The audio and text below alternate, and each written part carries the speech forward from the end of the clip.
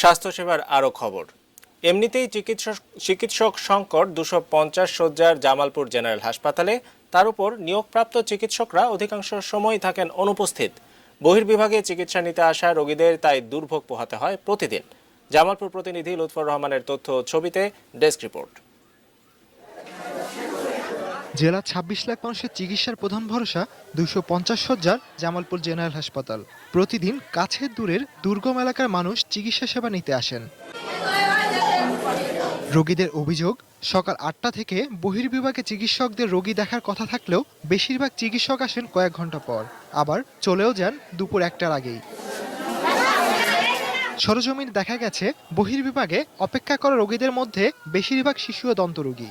সকাল 10:30 পর্যন্ত দেখা মেলেনি হাসপাতালের আবাসিক মেডিকেল অফিসার ডাক্তার ফেরদৌস হাসান, শিশু বিশেষজ্ঞ ডাক্তার তাজুল ইসলাম ও মূক ও দন্তরোগ বিশেষজ্ঞ সার্জন ইকরামুল হক। 11টার আগে ওনাদের কোনো পাত্তা নেই, অথচ প্রত্যেক দিনই এরকম হয়রানির শিকার। বাচ্চা দেখার জন্য সকাল 6টায় আসছি, 10টা বাজে ডাক্তার আসে সাড়ে নাই। রোগী নিয়ে ছাড়াই দেওয়া নাকি অসুস্থ অবস্থা নিয়ে আসে না, আমাদের খুব সমস্যা। আবাসিক মেডিকেল অফিসার ডাক্তার ফেরদৌস হাসান ও শিশু বিশেষজ্ঞ ডাক্তার তাজুল ইসলাম এ বিষয়ে কথা বলতে রাজি হননি। তবে ডাক্তার ইকরামুল হকের দাবি, তিনি অপারেশন থিয়েটারে থাকায় নির্ধারিত সময়ে কিছুটা পরে এসেছেন। ইএনটি পেশেন্ট, ওরাল ক্যান্সারের পেশেন্টকে অপারেশন করার উদ্দেশ্যে ইএনটি সার্জনের অনুরোধে আমি অপারেশন থিয়েটারে যাই এবং অপারেশনটি করি। হাসপাতালের সহকারী পরিচালক জানান, 92 জন চিকিৎসকদের পদ থাকলেও বর্তমানে কর্মরত আছেন 51 জন। এছাড়াও নার্স সহ অন্যান্য জনবল সংকটও রয়েছে। তবে অভিযোগ পেলে চিকিৎসকদের বিরুদ্ধে ব্যবস্থা নেওয়ার আশ্বাস দিলেন তিনি।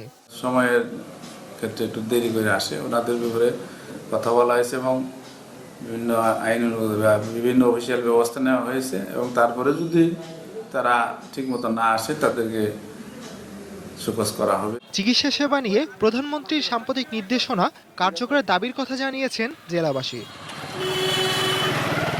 সুরঞ্জিত বিশ্বাস, ডেস্ক রিপোর্ট, এটিএন নিউজ।